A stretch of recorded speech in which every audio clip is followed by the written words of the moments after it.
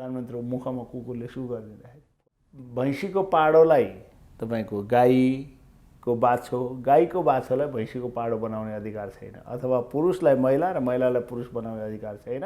आफै प्रधानमन्त्री हुनुहुन्छ, आफ्नै गृहमन्त्री छन् कि हिजोको माओवादी गृहमन्त्री छ भनेर डराएको त होइन। उहाँ प्रधानमन्त्रीले भन्नुभएको थियो मास्क लाउने चाहिँ सरकारका विरोधी हुन् भनेर, विश्व समुदाय नै उहाँको विरुद्ध देखियो, किनभने सबैले मास्क लाउनु पर्यो। तपाईँका छोराछोरी भनेका देशका सबै सम्पत्ति हुन्, तपाईँका पुस्ताले भनुन्। कहिलेकाहीँ वाइन होली वाइनको मुद्दा सुद्धा आयो, होली वाइनका मान्छेहरू आयो भने सोल्टीमा 3 दिनसम्म गएर बास बस्नुहुन्छ र $1,00,000 लिएर आएको मैले सुन्नमा पाएँ। तर राजतन्त्रवादीहरूलाई स्पेस दिने काम र यो वातावरण सिर्जना काम गर्ने काम केपी ओलीले गरिरहेको। नमस्कार, कार्यक्रम द पोलिटिकल पोइन्टमा यहाँहरूलाई स्वागत छ। पोलिटिकल पोइन्टको आजको अङ्कमा कुराकानीको लागि हामीसँग प्रमुख प्रतिपक्षी दल नेपाली कङ्ग्रेसका महासमिति सदस्य एवं पूर्व सांसद रामहरि खतिवडा हुनुहुन्छ। सर्वप्रथम पोलिटिकल पोइन्टमा यहाँलाई स्वागत छ। धेरै धेरै धन्यवाद। अब देश यति बेला चौतर्फी सङ्कटबाट घेरिएको छ।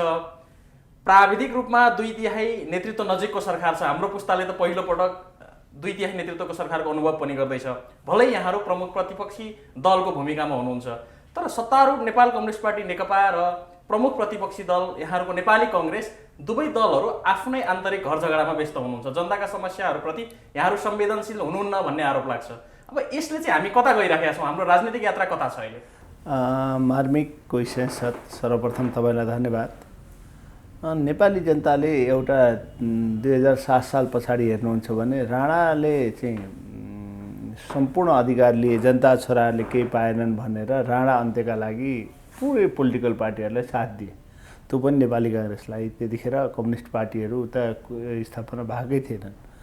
त्यसपछि राजतन्त्रको 15 सालमा निर्वाचित सरकारलाई 17 सालमा जब राजा महेन्द्रले हटाए, त्यसपछिबाट निर्वाचित सरकार हटाइसकेपछि 30 वर्ष पञ्चायतले गरेको काम देखेपछि पब्लिकमा हामीले के भनौँ भने एउटा बहुदलीय प्रतिस्पर्धाको राजनीतिमा जाने पद्धतिलाई विकास गरौँ, यो भएपछि सबै कुरा हुन्छ भन्यो। पब्लिकले हामीलाई साथ दियो। बहुदल आइसकेपछि हामीले भन्यौँ होइन, यो त जट राजा पो रहेछ, राजालाई हटाएपछि सबै कुरा पाइन्छ भन्यो। त्यसमा पनि पब्लिकले साथ दियो। होइन, संविधान सभाबाट संविधान निर्माण नभइकन त केही पो हुँदो रहेछ, त्यसमा पनि पब्लिकले साथ दियो, नेपाली जनताले साथ दिए।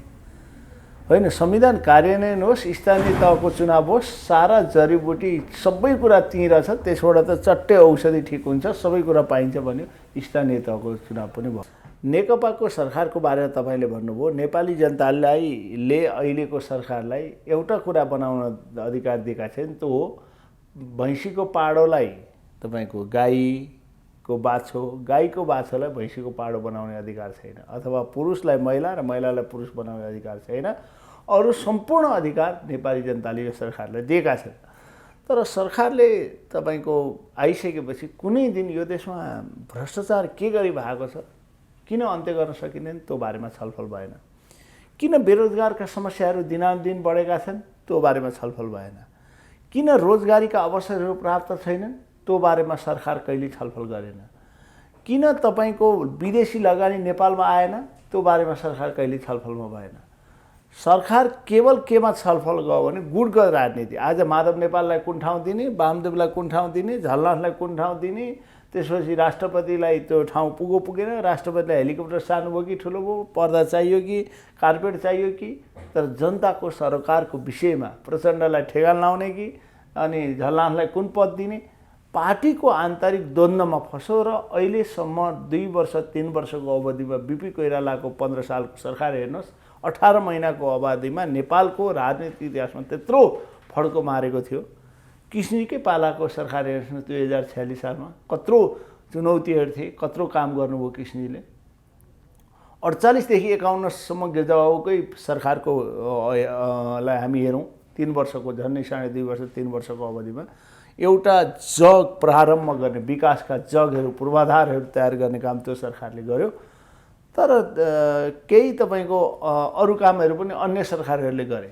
तर यो 3 वर्षको अवधिमा तपाईँको एउटा सानोभन्दा सानो पब्लिकलाई टच हुने काम गरिएन। सपना एकदम बाइपम्पकी घोडाको जस्तो धेरै ठुला सपनाहरू बाँडिए, कार्यान्वयन कछुवाको तालमा भयो, केही पनि भएन।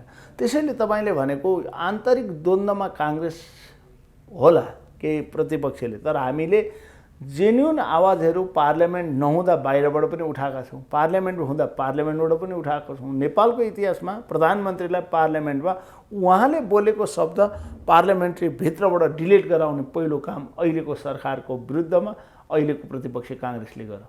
तपाईँहरूलाई थाहा छ भारत जाने बेला उहाँले पार्लियामेन्टभित्र निम्छरोको एकदम कमजोर भन्ने शब्द, पार्लियामेन्टमा सर्टेन शब्दहरू प्रयोग गर्न पाइँदैन, जताभावी बोल्न पाइँदैन त्यहाँ चाहिँ भनेर हामीले पनि कतिपय कुराहरू रेकर्डबाट हटाउन लागेको थियौँ। नेपालको इतिहासमा प्रधानमन्त्रीले बोलेको कुरा रेकर्डबाट हटाउने काम पनि हाम्रो नेतृत्वमा अहिले काङ्ग्रेसले गर्यो। त्यसैले काङ्ग्रेस अहिले कमजोर भएको होला, तपाईँलाई भोटमा हामी कमजोर होला, हाम्रो मुद्दाले आज जितेको छ। हिजोसम्म बहुदल नमान्नेहरू बहुदल मानेर आएका छन्, गणतन्त्र नमान्नेहरू गणतन्त्र मानेर आएका छन्, बहुदल र प्रतिस्पर्धालाई नस्वीकार्ने बहुदलले प्रतिस्पर्धालाई स्वीकारेका छन्, कानुनी राज्य नमान्ने कानुनी राज्यलाई मानेर आएका छन्।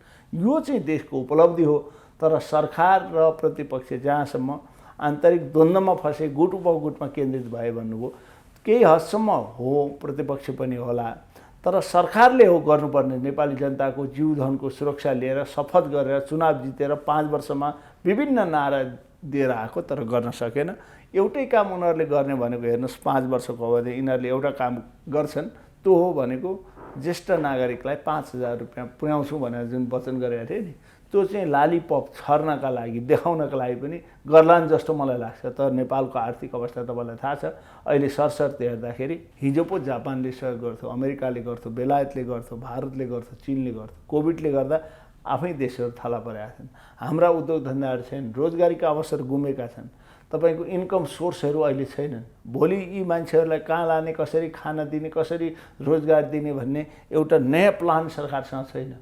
कतिपय मजदुर र किसानहरू नाम्लो बोकेर तपाईँको कम्मरमा डेरावालालाई घरपट्टि निकाल्दाखेरि खाना नपाएर बाटोमा हिँड्दा तिनीहरूको बारेमा सरकारको प्लानिङ के छ? कहिल्यै छलफल भएन, तपाईँको अहिले पनि भएन। गुटको केन्द्रको गुटको राजनीतिमा नेकपाको आन्तरिक द्वन्द्वमा फँसेको छ। हुँदा कोभिडको यत्रो बेलामा देशका मन्त्री प्रधानमन्त्रीहरू सामान किन्न शुद्ध आफ्ना नजिकका मान्छेलाई दिएर करप्सनमा लागेका छन्। यो दुःखदायी कुरा हो। अब खास गरेर नेकपा नेतृत्वको सरकार बनेपछि नेपाली कङ्ग्रेस 3 पटक औपचारिक रूपमा सडकमा आन्दोलन गर्नको लागि निस्क्यो, औपचारिक या अनौपचारिक रूपमा। पहिलो पटक चाहिँ तपाईँहरू जागरण अभियानको क्रममा बाँकेमा जिल्ला सभापतिमाथि हातपातपछि उत्रिनुभयो। दोस्रो पटक पार्टीका नेता एवं पूर्व मन्त्री विजय कुमार गच्छेदारको नाम बालुवाटार जग्गा प्रकरणमा अनुसन्धानको दायरामा आएपछि उत्रिनुभयो।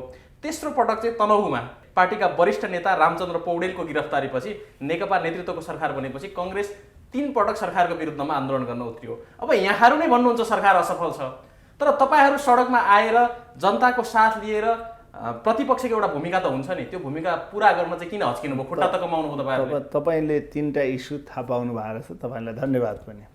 तर तपाईँले गुठी विधेयक फिर्ता लिएको इस्यु थाहा पाउनु भएको छ छैन? त्यसमा नेतृत्व प्रत्यक्ष रूपमा त कङ्ग्रेसले गरेन। तपाईँलाई पार्लियामेन्ट चल्न नदिने सुरुवात गरेर आवाज उठाउने पहिलो कामै काङ्ग्रेस पार्लियामेन्टमा गर्नु, तर सडकमा गर्न इस्यु भनेको त्यहीँबाट सुरु भयो नि, पार्लियामेन्टबाटै भयो नि। तपाईँलाई अर्को कुरा पनि जानकारी होस् न, मिडिया सम्बन्धी विधेयक ल्याएका थिए नि साथीहरूले, तपाईँहरूलाई बोल्न नपाउने मिडियालाई बोलेर लगेर थुन्ने, त्यो फिर्ता ल्याउने काम कसले गर्यो? प्रतिपक्षले गरेन। मानवाधिकार आयोगलाई तपाईँको प्रधानमन्त्री अन्तर्गत राख्ने प्लान भइरहेको थियो, त्यो फिर्ता लिने काम कसले गर्यो? कङ्ग्रेसले गरेन। त्यति मात्र होइन, सेना परिचालन क्याबिनेटले गर्ने त्यो व्यवस्था ल्याएर चाहिँ विधेयक ल्याउनु भएको थियो प्रधानमन्त्री, त्यसलाई हटाउने काम कसले गर्यो? कङ्ग्रेसले गरेन। हामी लोकतान्त्रिक मूल्य मान्यतासँग कुनै पनि कुरासँग कम्प्रोमाइज गर्दैनौँ नेकपासँग। हामीले बनाएको संविधान हो यो, बनाएको मतलब प्रजातन्त्रवादीहरूको बाहुल्यतामा बनेको संविधान हो। भले हामीले सबैसँग कम्प्रोमाइज गऱ्यौँ, त्यसैले पनि ती कुराहरू भएनन्। र तपाईँले भनेको कुरा के हो भन्नुहुन्छ भने प्रत्येक इस्युमा काङ्ग्रेसले आवाज उठाएको छ, पार्लियामेन्टमा उठाएको छ। कतिपय तपाईँले देख्नु भएको छ, ती मात्र होइन, अन्य इस्युहरूका बारेमा पनि हामीले कुनै बेला पार्लियामेन्ट म तपाईँलाई भन्दैछु, यो तपाईँले इस्यु उठाउनु भएको छ जहाँसम्म देख्नुभयो मुलुक कहाँ पुगेछ। तपाईँ कल्पना गर्नुहोस् त, हिजो पुल भत्काउनेहरू, बमले ध्वस्त पार्नेहरू पुल बनाएर जाँदाखेरि उद्घाटन गर्न दिँदैन भन्छन्। किनभने जसले भत्काउने मात्र काम गर्थ्यो, बनाएको पनि देख्न नसक्ने भए। उद्घाटन गर्न जाँदा के बिग्रिएको थियो? एउटा सांसद, एउटा त्यहीँको मान्छे, स्थानीय तहमा काङ्ग्रेसले जितेको छ त्यो नगरपालिका प्रमुखले बोलाए, जानुभयो एकजना नेता। त्यहाँ जाँदाखेरि कर्फ्यू लाउनु पर्ने, कहाँ पुग्यो सरकार? प्रधानमन्त्रीजीको अहिलेको हालत के भयो? पार्टी अफिस, आफ्नो पार्टी अफिस जाँदा सुरक्षा थ्रेट, आफै रक्षा मन्त्री हुनुहुन्छ, आफै प्रधानमन्त्री हुनुहुन्छ, आफ्नै गृहमन्त्री छन्। कि हिजोको माओवादी गृहमन्त्री छ भनेर डराएको त होइन उहाँ? प्रचण्ड त्यसको चाहिँ के छ भनेर डराएको होइन? हामीले त प्रत्येक इस्युमा तपाईँले 3 चोटि देख्नुभयो, त्यही बालुवाटार प्रकरणका कुरा गर्नुभयो तपाईँले। म त्यसमा तपाईँलाई अनुरोध गर्न चाहन्छु, बालुवाटार प्रकरणमा को मान्छेलाई मुद्दा चल्यो त्यो सरकारको विषय होइन। गलत गर्ने छ भने शेरबहादेव आओस्, केपी ओली सबैलाई चल्नुपर्छ। तर तपाईँले देख्नुभयो पार्टीगत रङमा मुद्दा चलाइयो। माधव नेपाल क्याबिनेटबाट निर्णय गराउने, मन्त्री परिषदबाट माधव नेपाललाई छुँदै नछुने, त्यही क्याबिनेटको उपप्रधानमन्त्री, भौतिक पूर्वाधार मन्त्री त्यतिखेर त्यही पनि विभागीय मन्त्री अर्कै हुनुहुन्छ। विभागीय मन्त्री नभएको बेला बालुवाटारमा जग्गा अतिक्रमण गर्नका लागि बाटो खोल्नु पर्यो, विजय फाइल ल्याउनु भन्दा विजय कसेदारलाई चाहिँ चलाइदिने, अनि जग्गा किन्ने विष्णु पौडेललाई सट्ट दिन चलाउने। नेकपाको हुने बित्तिकै संवैधानिक आयोग पनि तपाईँको प्रधानमन्त्रीले च्यापचुप पारेर 2/3 धम्की दिएर मुद्दा नचलाउने, अरू चलाउने। यी आवाजहरू बारम्बार उठेका छन्। तर हामीलाई दुःख के हो भने अहिलेका मन्त्री प्रधानमन्त्रीहरू उनीहरूले जे पनि गर्ने, अरू प्रतिपक्षहरूले सानो काम गर्दाखेरि पनि अवरोध गर्ने, विकासमूलक काम पनि हुन नदिने। तपाईँले थाहा पाउनुभयो आजसम्म। अन्त कुरा छोड्नुहोस् न, तपाईँ काठमाडौँको मध्यभागमा मलाई अन्तर्वार्ता लिइरहनु भएको छ। गौशालादेखि चाबेलको बाटो प्रधानमन्त्री बनेका भोलिपल्ट रेल र पानी जाँचको कुरा गर्ने प्रधानमन्त्रीले खै त्यो बाटो पिच गर्न सकेको छ 3 वर्षको अवधिमा। बिहान बेलुकै धुलो र धुवाँभन्दा बाहेक केही छ काठमाडौँका सडकहरूमा? अहिले तपाईँले देख्नु भएको छ पिच गरेर सल्ल बनाउँछु भनेको होइन। कुनै बेला त प्रधानमन्त्रीले बाले अब धुलो धुवाँ कहीँ देख्न पाउनुहुन्न भनेर बोलेको होइन। खै मास्क लगाएर हिँड्नेहरू सरकार विरोधी हुन् भनेर उहाँले सार्वजनिक अभिव्यक्ति दिनुभयो। प्रधानमन्त्रीजी अब मार्क्स विरोधी हो। अहिले त कोभिडको कारणले मास्क लगाइयो होइन, मार्क्सको कार्यकर्ता हो। मार्क्स कार्ल मार्क्सको चाहिँ होला, मार्क्सको हुनुहुन्न थियो। तर परिस्थिति सबै देशभरि मास्क लाउने, विश्वभरि मास्क लाउने अवस्था सिर्जना भयो। प्रधानमन्त्रीले भन्नुभएको थियो मास्क लाउने चाहिँ सरकारका विरोधी हुन् भनेर। विश्व समुदाय नै उहाँको विरुद्ध देखियो, किनभने सबैले मास्क लाउनु पर्यो। त्यसैले अब प्रधानमन्त्रीजीको बारेमा धेरै कुरा गरे पनि केही छैन। बालुवाटारबाट सिंहदह आउन सक्नुहुन्न। हेर्नुहोस्, कहिलेकाहीँ वाइन, होली वाइनको मुद्दा सुद्धा आयो, होली वाइनका मान्छेहरू आयो भने सोल्टीमा 3 दिनसम्म गएर बास बस्नुहुन्छ र $1,00,000 लिएर आएको मैले सुन्नमा पाएँ। नभएदेखि प्रधानमन्त्रीले आजसम्म कहिले हिजो अस्ति भर्खर एक ठाउँ चाहिँ जानुभएछ, पूर्व सङ्खुवासभा, अनि त्यसपछिबाट ताप्लेजुङ 2 ठाउँ पुग्नुभएछ प्रधानमन्त्री भइसकेपछि। त्यो पनि उहाँ एक ताप्लेजुङ मलाई होइन सङ्खुवासभा त उहाँ चाहिँ केक काट्न, आफ्नो जन्मदिनका दिन केक काट्नका लागि चट्ट हेलिकप्टर लिएर श्रीमतीसहित सपरिवार नेपालको नक्सा काट्न उहाँ पुग्नुभयो। त्यो बेला पनि म उहाँलाई धन्यवादै दिन्छु। त्यतिसम्म आर्ट गर्नुभयो, कमसेकम आफ्नो घरसम्म जाने अर्काको हेलिकप्टर यतिले व्यवस्था गरिदिएकै थियो। तर देश यस्तो दुर्नाम पारेर, यस्तो खतम पारेर, यसै गरी बदनाम पारेर लानुहुन्छ भन्ने हामीलाई पनि लागेको थियो। अब लोकतन्त्र र प्रजातन्त्रका लागि काङ्ग्रेसको निष्ठा, लडाइँ र प्रतिबद्धतामा कतै पनि शङ्का गर्न सकिँदैन। आलोचककै नाताले पनि यसमा शङ्का गर्न नसक्लान् आलोचकहरूले पनि। तर वर्तमान अवस्थामा सत्तारूढ दलको असफलता, यहाँहरूको अकर्मण्यताले यो व्यवस्था नै पो बेठिक रहेछ कि भनेर पछिल्ला दिनमा तपाईँले अब सानो सङ्ख्यामा भए पनि राजा आऊ देश बचाऊ अथवा हिन्दू राज्य कायम हुनुपर्छ भन्ने किसिमका आन्दोलनका उभारहरू देख्न सकिन्छ। पछिल्ला दिनहरूमा यो बढ्दै गएको छ। अब यसले चाहिँ हामी व्यवस्थाको विकल्पमा लाग्नुपर्ने हो कि भनेर जनतामा चासो बढ्न लागेको हो। होइन, संविधान सभाबाट संविधान बनेको, यो संविधान परिवर्तन गर्न फेरि निकै गाह्रै हुन्छ। संविधान 2/3बाट परिवर्तन गर्न सकिन्छ, अरू उपायहरू छैनन्। यो ढुङ्गाले अक्षर लेखिएको अक्षर होइन, बाइबल र गीता पनि होइन, सधैँ यही हुनुपर्छ भन्ने छैन। कसैले आवाज उठाउनु हुँदैन भन्ने पनि छैन। तर अहिले सरकारको अकर्मण्यताले गर्दा मान्छेमा निराशा उत्पन्न भयो। उद्योग व्यापारीहरू त्यस्तै छन्, लगानीको वातावरण छैन। होटेलहरू अहिलेसम्म खुल्न सकेका छैनन्। लगानीको वातावरण मैले भनिहालेँ छँदै छैन। भएका उद्योग धन्दा बन्द भएका छन्। विदेशमा रोजगारमा गएका मान्छेहरू सबै फर्केर आएका छन्। फेरि बाहिर जाने अवस्था पनि छैन। रेमिटेन्स पनि अब कम आउने अवस्था भयो। इकोनोमिकल्ली नेपाल समाप्त हुने अवस्थातिर जाँदैछ। मैले अघि पनि भने भोलि कसले सहयोग गर्ने, हिजो त अन्य कन्ट्रीहरूले गरे होला। यो बेला तपाईँले भने चाहिँ हाम्रो अकर्मण्यताका कारणले राजावादीहरू सडकमा आएका होइनन्, सरकारको अक्रमण्यताका कारणले। गणतन्त्रवादीहरू कहाँ हिँड्यो भने कसैलाई मुद्दा लगाइदिन्छ, कसैलाई पुल उद्घाटन गर्न जाँदा थुनिदिन्छ। तर राजतन्त्रवादीहरूलाई स्पेस दिने काम र यो वातावरण सिर्जना गर्ने काम केपी ओलीले गरिरहेको छ। उनको पक्षमा पनि त हिजो अस्ति पार्टीमा चाहिँ लफडा हुँदाखेरि, बालवाटारमा झगडा हुँदाखेरि केही अलिकता नवमण्डलीहरू नै भनौँ न, पहिलेका मण्डली भन्थ्यौँ हामी, अहिले सेम त्यही प्रवृत्ति, राजा आऊ देश बचाऊ भन्नेहरू। पहिला पञ्चायती व्यवस्था, हाम्रो राजा हाम्रो देश प्राणभन्दा प्यारो छ भन्ने देशको बारेमा हामीलाई पनि त्यतिकै चिन्ता हुन्छ। तर यो अवस्था सिर्जना गर्ने काम तपाईँको प्रधानमन्त्रीको काम गराई, मन्त्री परिषदका साथीहरूको काम गराई, यो 3 वर्षको अवधिमा भएका भ्रष्टाचार अनैतिक कामहरूका कारणले यो अवस्था सिर्जना भएको। यो मलाई के लाग्छ भने यति छिटो राजतन्त्र आउँदैन र यति छिटो गणतन्त्रका जराहरू हल्लिँदैन जस्तो मलाई लाग्छ। तपाईँले भन्न खोज्नु भएको कुरा चाहिँ अहिलेको राज संस्था पुनर्स्थापना गर्नुपर्छ भन्ने राज संस्था पक्षधरहरूको आन्दोलनमा कहीँ न कहीँ सत्ताको नेतृत्वको नै हात छ अथवा म्यानेजमेन्ट छ भन्नु खोज्नुभयो। स्पष्ट भाषामा तपाईँलाई एउटा कुरा भनौँ, आफूले काम गर्न नसकेपछि मान्छेमा निराशा हुन्छ, कुण्ठा हुन्छ, ईर्षा हुन्छ, द्वेष हुन्छ।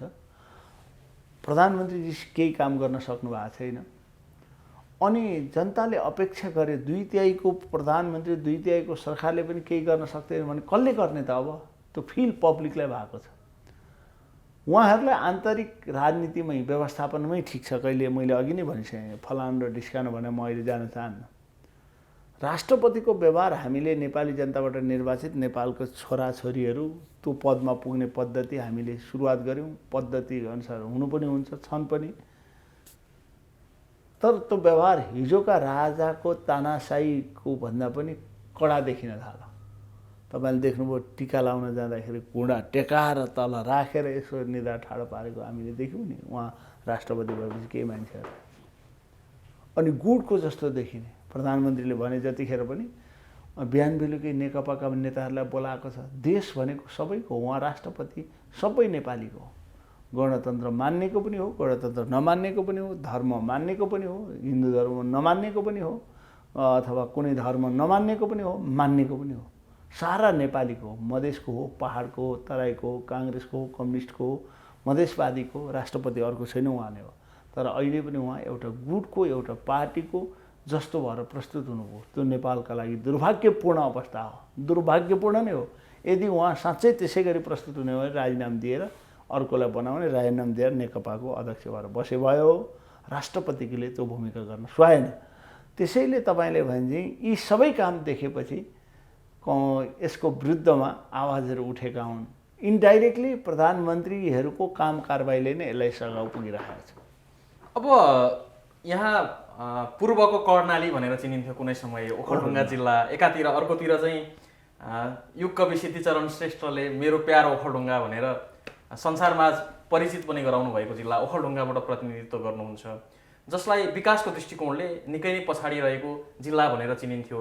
एकपटक त्यहाँको जनप्रतिनिधि हुने अवसर पनि पाउनुभयो। अब अहिले पनि जनताको सेवामा खटिरहनु भएको छ। जिल्लाको अवस्था चाहिँ के छ, के देख्नुहुन्छ यहाँले? तपाईँले भनेकै कुरा हो। ओखलढुङ्गा कुनै बेला पूर्वको हुम्ला भनेरै चिनिन्थ्यो। बलबहादुर राई निर्वाचित भएपछि कटारीबाट ओखलढुङ्गा बाटो प्रारम्भ भयो, तर हामीले सुनकोसीमा पुल बनाउन सकेका थियौँ।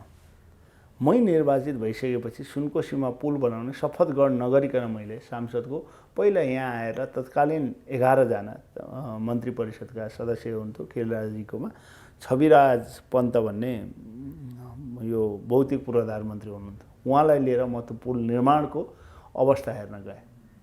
तुरन्त सचिव, डिजी सबै लिएर गएँ। 12-13 वर्ष भएको थियो, पुल निर्माण भएन।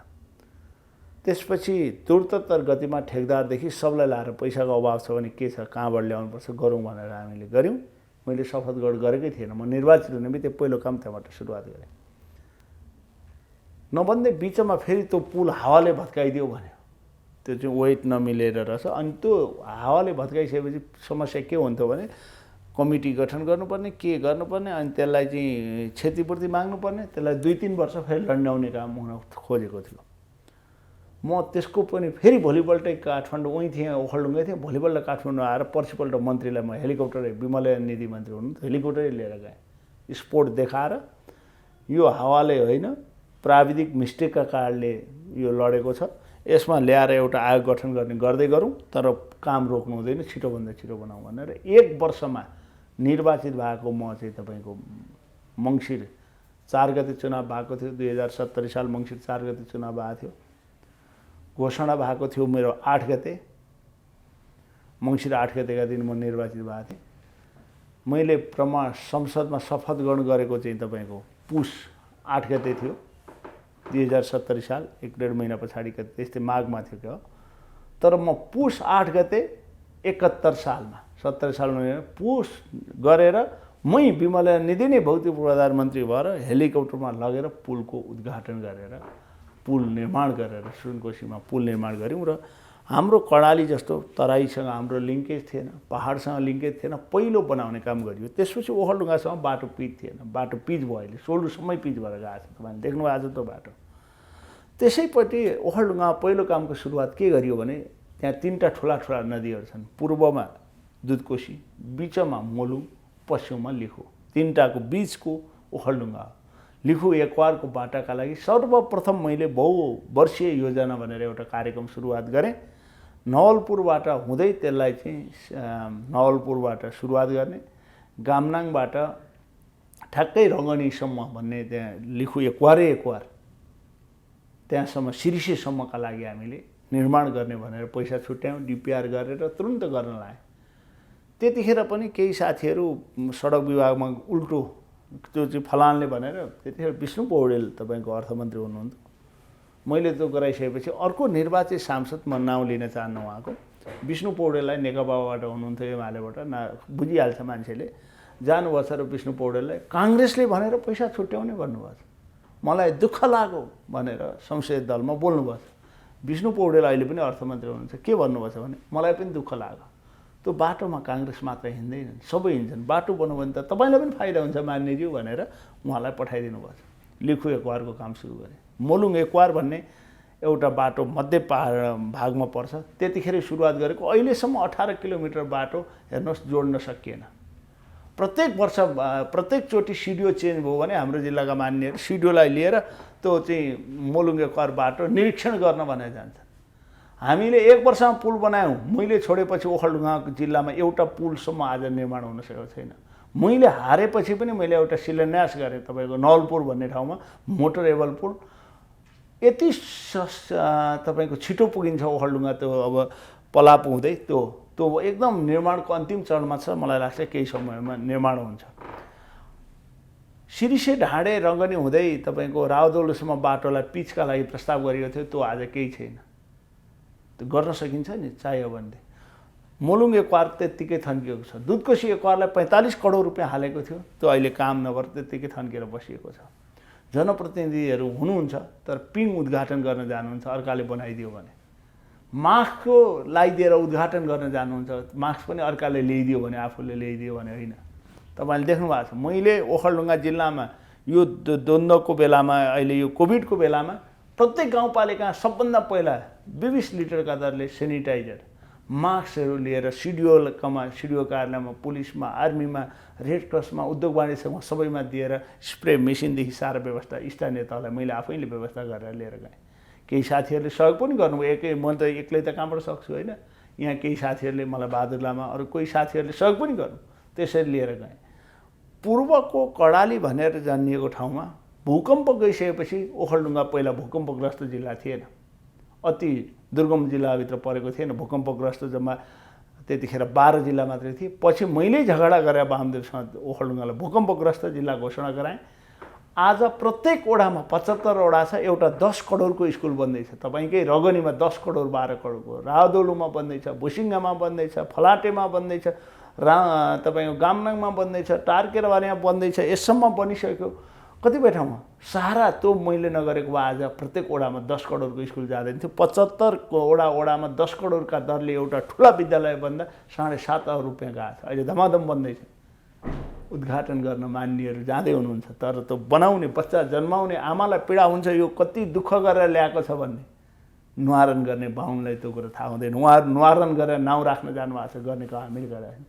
आज त्यो जिल्लाको सबै ठाउँमा इलाका प्रशासन कार्यालय, शक्तिबहादुर बस्नेत गृहमन्त्री हुनुहुन्थ्यो, बलबहादुर केसी सोलुमा हुनुहुन्थ्यो। यहाँबाट हेलिकप्टर लिएर गृह सचिव लिएर सोलु गएर मैले तपाईँको खिजी फलाटे इलाका प्रशासन कार्यालय राखेर आएको थिएँ। त्यतिखेर पश्चिममा नभए कहाँ थियो, मान्छेले कति दिन लाएर आउनु पर्थ्यो।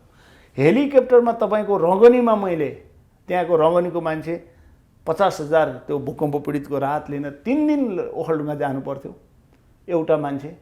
त्यहाँको झन् 700 मान्छे जाँदाखेरि 700 घरधुरी परेको थियो। त्यहाँ 700 मान्छेले 5,000 रुपियाँ खर्च गरेर जाँदा 5,000, आउँदा बस्दा खाँदा कति 50,000 पैसा लिनका लागि जानु पर्थ्यो। मैले हेलिकप्टरबाट घर घरमा त्यहीँ ल्याएर सिडिओ त्यहीँ ल्याइदिने, डिएसपी त्यहीँ ल्याइदिने, नागरिकता त्यहीँ बनाइदिने, पासपोर्टको सिफारिस त्यहीँ गरिदिने, रजिस्ट्रेसन पास त्यहीँ गरिदिने। सायद 75 जिल्लामा गोराखोरीमा लगेँ मैले, त्यसपछि पलापुमा लगेँ, गामनाङमा लगेँ, रगनीमा लगेँ। हेर्नुहोस्, कामको हिसाबमा सायद मलाई लाग्छ, मलाई गर्व लाग्छ ओखलढुङ्गा जिल्लामा त्यति काम गरिएको थियो। कि बलबहादुर राईले गर्नुभएको थियो, म घमण्ड साथ भन्छु कि मैले गरेको थिएँ। अलिअलि बालकृष्ण ढुङ्गेलजीले पनि गर्नुभएको थियो। गरेको कुरालाई गर्यो भन्नुपर्छ।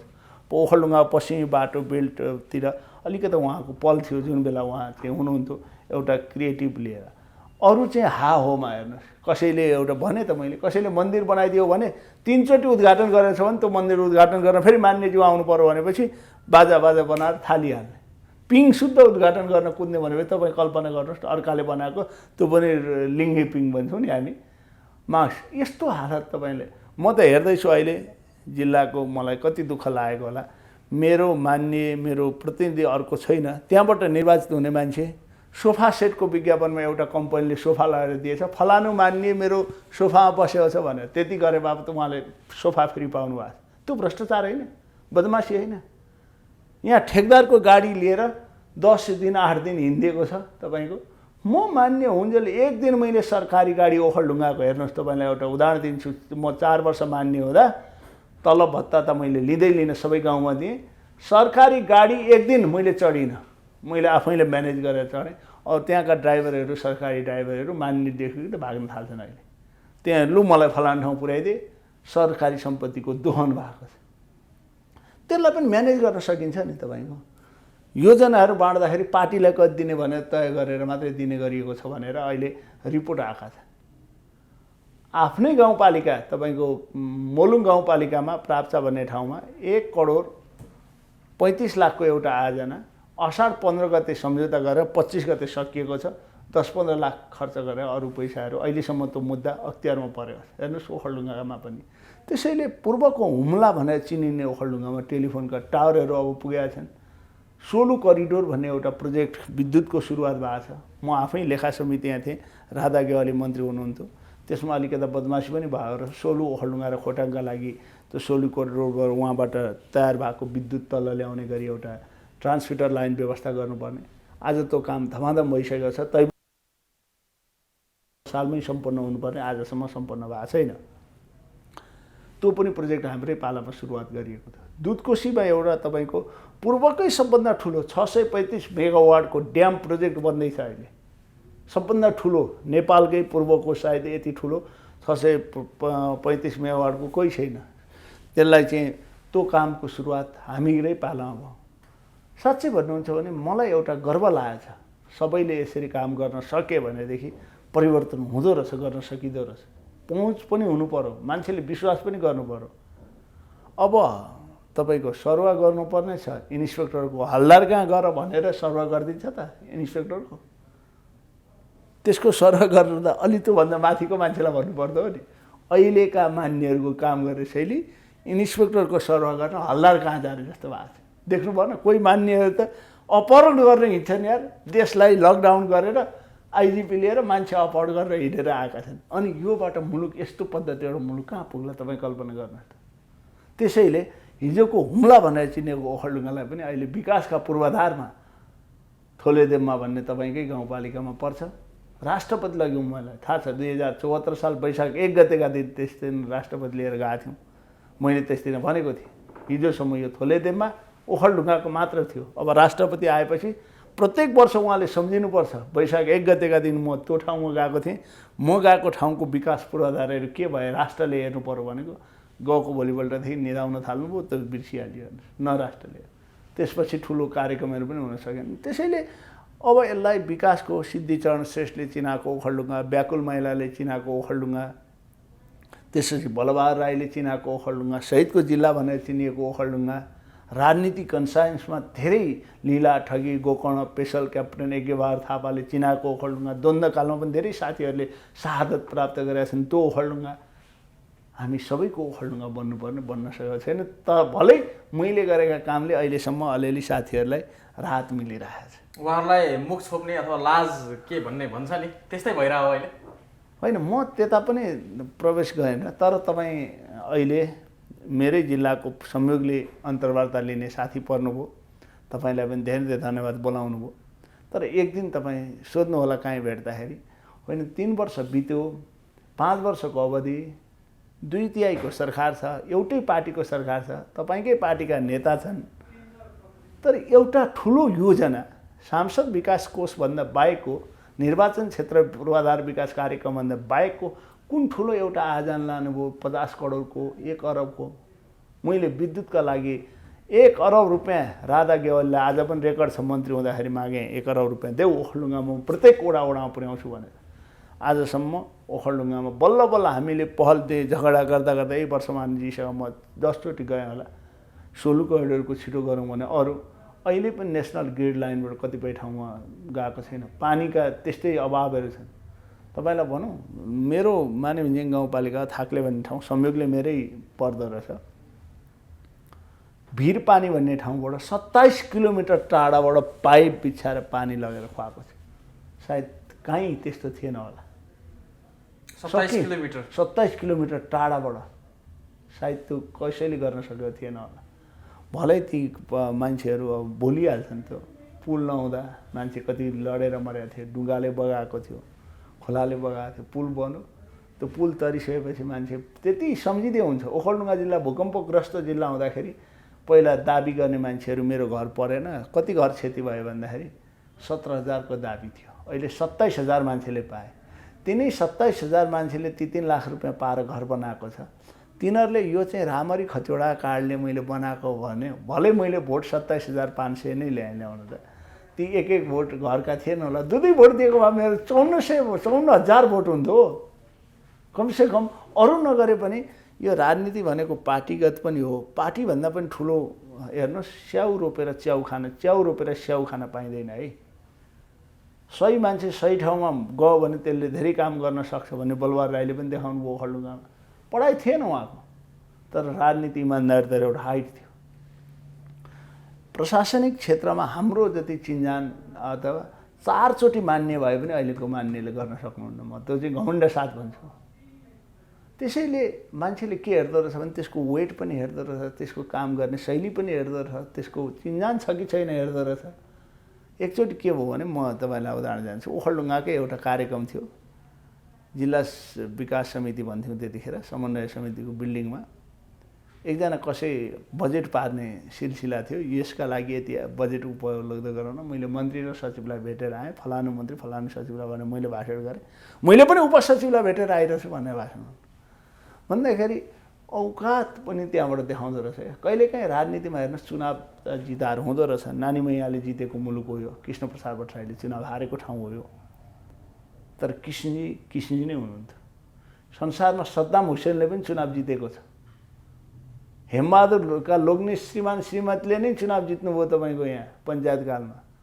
लाओती र लबर राणा थारूले पनि चुनाव जिते, तर त्यहाँ के प्रभाव पर्यो, के गयो के गएन, दिन सकियो कि सकिएन, त्यो कुरा महत्त्वपूर्ण कुरा हो। म कसैलाई गाली गर्न आएको होइन, तर त्यसको छाप के दिन सक्यो जिल्लाका लागि, त्यो महत्त्वपूर्ण कुरा हो। म अहिले प्रधानमन्त्रीलाई गाली गरेर पनि मैले केही पाउने होइन, मेरो गालीले पनि उहाँलाई केही हुने होइन। तर यस्तो देश हुँदाखेरि कहीँ अलिकता उहाँ त बिरामी मान्छे, कतै दुखोस् न अलिकता यसो मान्छेलाई हेर्दाखेरि। कहिले पोलमा फोटा राखेको छ, पोलमा यो तपाईँहरूको यो त्यतिर प्रधानमन्त्रीका पोलमा फोटा थिए, समृद्धि मुलुक बनाउने फोटो राख्नुभयो प्रधानमन्त्रीज्यू। आज कहाँ पुगे तपाईँको फोटा? तपाईँको समृद्धि कहाँ पुग्यो? फोटा राख्ने मान्छे कहाँ गए? ती फोटामा अनि कुकुरले आएर फोटामा सु गरिदिँदा हामीलाई कति चित्त दुख्छ। प्रधानमन्त्रीको मुखमा कुकुरले सु गरिदिँदाखेरि फोटामा त्यसैले यो आडम्बरी कुरा गरे हो भने गर्न सक्ने काम गरौँ न। घर घरमा ग्यासका पाइपहरू लगिदिने, खाने पानी, अब गए जमाना सिलिन्डर बोक्नु पर्दैन भनेर बुरुबुरु उफ्रिने, घर घरमा त बत्तीको कुरा गरिदिने। आज हेर्नुहोस् एउटा ट्रान्समिटर लाइन काङ्ग्रेसका पालामा ल्याएको, अरू छोडिदिनुहोस्। अमेरिकासँग गरेको सम्झौता कसले विरोध गर्नु होला, सपोर्ट गर्नु होला, अर्को पक्ष छ। अनुदान सहयोग त्यो पनि फ्रीमा आएको पैसा 56 अरब रुपियाँ, त्यो शुद्ध ल्याउन सक्नु भएको छैन। अरू कुरा के गर्ने? त्यो ल्याउने नल्याउने भन्दा पनि त्यसरी सदनमासम्म टेबल गर्न सक्नु भएन उहाँहरूले। टेबल होइन, तपाईँको क्षमा, उहाँलाई 2-4 जना मान्छे व्यवस्थापन गर्दै ठिक्क छ। वडा सदस्य हारेकोलाई राष्ट्रिय सभा ल्याएछ, मान्य हारेकोलाई राष्ट्रिय सभा ल्याइदिएको छ। त्यही पनि डुक्रा गर्छन् साथीहरू। जितेरै आउँदा त केही गर्न सकेका छैनन्, हारेर फेरि आएर डुक्ने त के भन्छ पब्लिकले?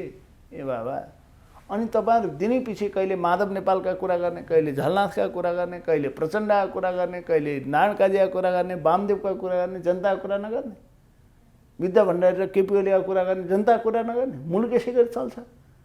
हामीलाई त बाटामा हिँड्दाखेरि पोलिटिकल पर्सन हौँ भन्दाखेरि कति आफैलाई गिल्टी फिल हुने व्यवस्था भइसक्यो जस्तो हामीलाई नि लाग्न थालिसक्यो। अब मान्छेले के भन्छन् भने कमसेकम तपाईँका पुस्ताले, तपाईँका छोराछोरी छैनन् प्रधानमन्त्रीजी, तपाईँका छोराछोरी भनेका देशका सबै सम्पत्ति हुन्, तपाईँका पुस्ताले भनुन् मेरा देशको प्रधानमन्त्रीले यो काम गरे, हामीले यो फाइदा लिन सकौँ भनेर, न कि तपाईँको फोटो हेरेर भोलि जनताले नथुकुन् हामीले गलत ठाउँमा भोट हाल्नका कारणले 3 वर्ष 5 वर्ष त्यत्तिकै 2/3 सरकार गयो, हामीले केही पायौँ।